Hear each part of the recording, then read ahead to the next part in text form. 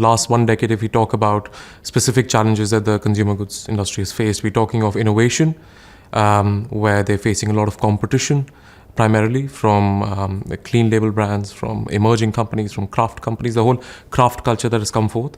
And then, of course, sustainability has been at the forefront for these companies. It's not to say that this narrative has changed, it's only amplified. From a competitive excellence standpoint, we're now seeing basically companies fortifying their objectives and strategies in terms of beating the competition.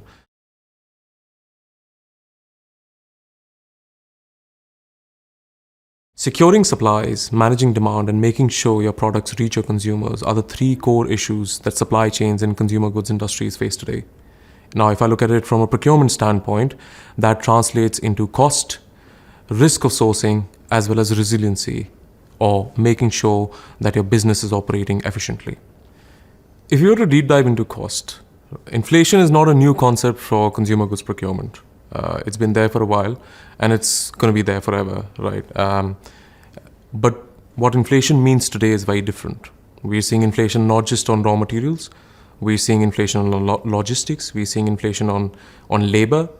So literally everything that's going as an input into producing, say, a bottle of water is seeing inflation today, which is why consumer goods companies are struggling in terms of managing it. And this cost is only going to become a bigger issue as ESG mandates come into play and companies compete even further on new emerging trends like clean labels, basically. So inflation is here to stay.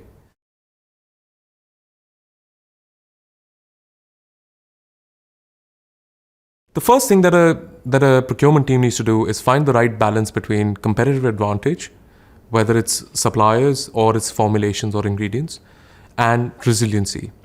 And we're seeing more and more consumer goods companies come to us and talk to us about things like concepts such as complexity reduction, understanding how they can reduce their specifications that they're sourcing, for example. The second core action that you need to take is make sure that you have data to make decisions for you. Now, we're not saying completely that you rely only on data and you remove the human intelligence out of the picture, but it's about hiring the right people who can make your data work for you. It's important procurement understands that they need to move away from just descriptive analytics to more predictive analytics. Start looking at things like scenario modeling, for example. You cannot just focus on staff augmentation, but you're also now looking at capability augmentation. How can you start leveraging artificial intelligence to predict your demand better, to understand the risk in your supply chain better? And on that point, to further elaborate, it's important that you stop looking at retrospective insights.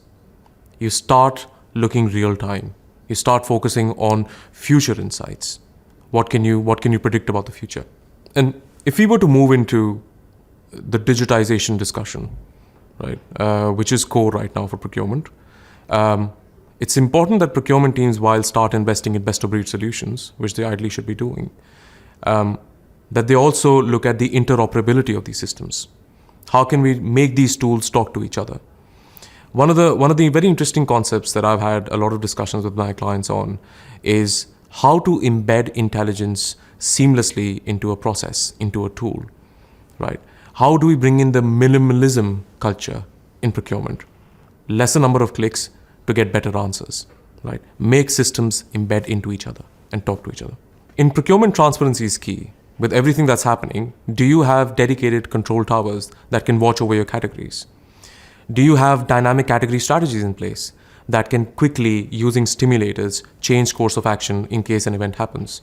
Can you move from country A to country B for sourcing? And then do you have dedicated teams who can run these quick turnaround value generation projects whenever there are issues as such? You cannot keep relying on your category managers because mostly whenever an event happens, category managers are only busy in firefighting the situation. So you need to have almost like a team, like a firefighting team ready, right, to come in, do those core projects, understand the situation, suggest the mitigation strategies, and help you become more and more resilient.